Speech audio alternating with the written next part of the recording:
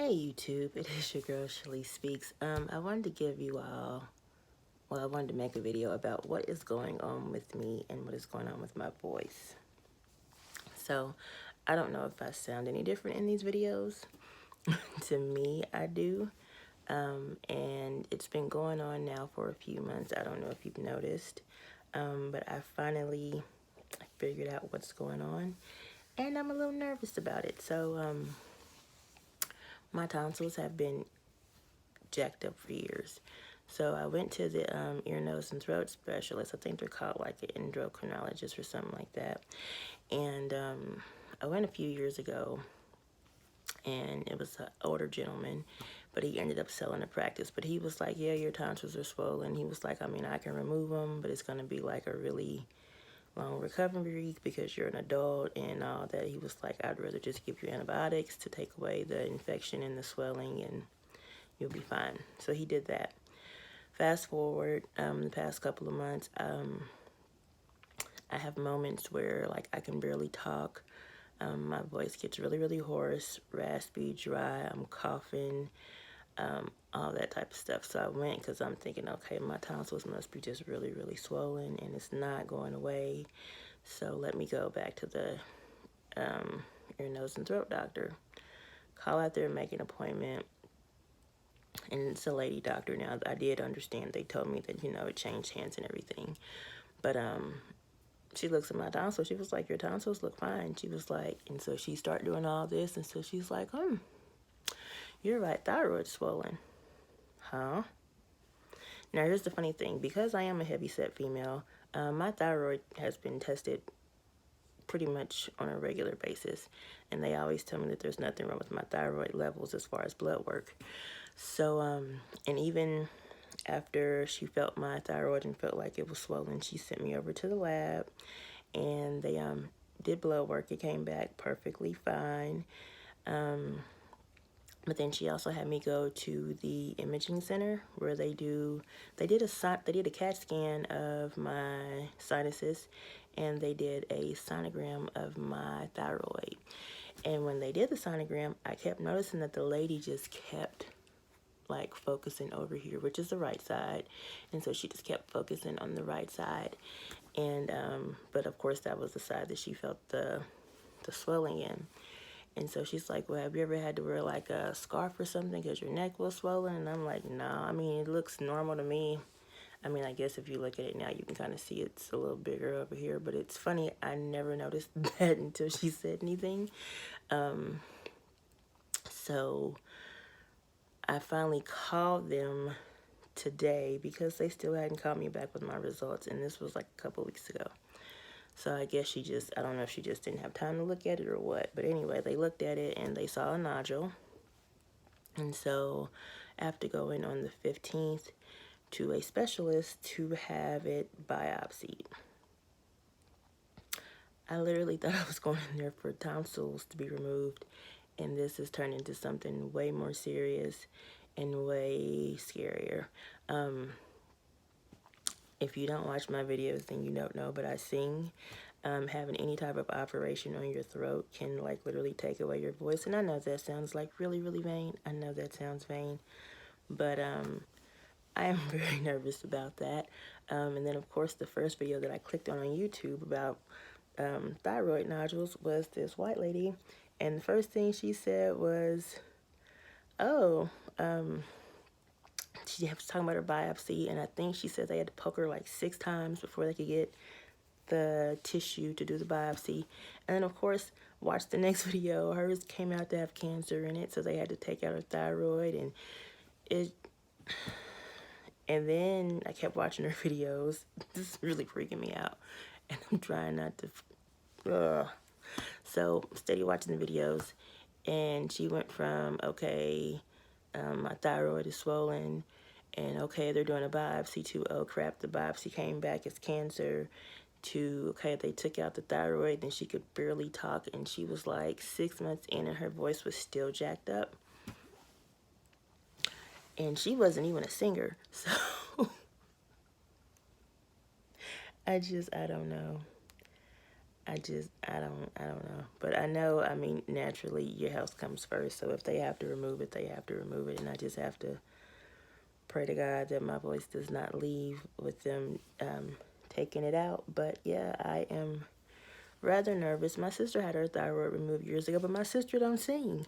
So that was another reason why I never had my tonsils removed, was because in my head, if you get to cutting around my vocal cords, you might mess something up. So I did tell the doctor. I was like, hey, look, I sing. But of course, she's like, was it professionally? I'm like, no.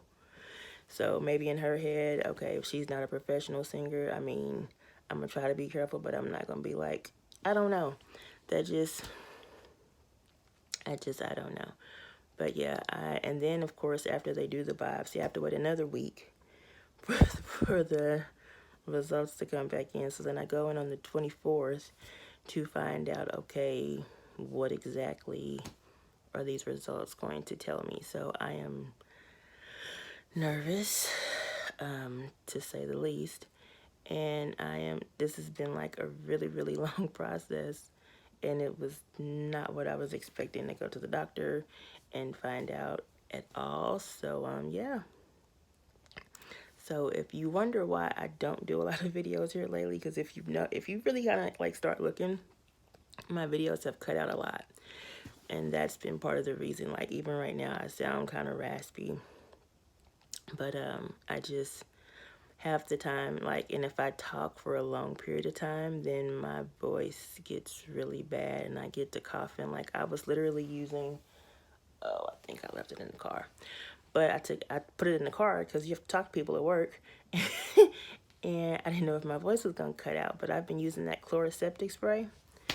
Like literally I could barely talk this weekend, which was funny because I was on the phone talking to people, and probably was not the best decision, because after being on the phone talking, I literally could not talk, and my throat was hurting so bad that I couldn't go to sleep, and then I was just coughing and coughing and coughing. And so, and of course Google basically makes you think you're gonna die, because we you Google thyroid nodules and the first thing pop up is cancer, and then you read off the symptoms, and then you have all the symptoms. You're like, oh God, I got cancer in my thyroid and I'm gonna die.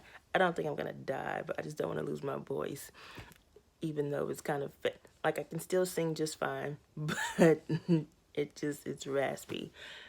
I don't even care about the raspy part. I just don't want to lose my voice. So maybe I'll be like a raspy singer after this. I don't know. But I figured I would let y'all know what was going on. If you noticed the change in my voice or anything, that is the reason why. And just because I've tried to document journeys as stuff happens, because some stuff just kind of happens and it's just like a little journey. So you just kind of document it. So I'm going to document this journey with you guys. I'll do a video probably on the 15th, and I will let you guys know how torturous this doggone biopsy is going to be. Because I've never had a biopsy done ever.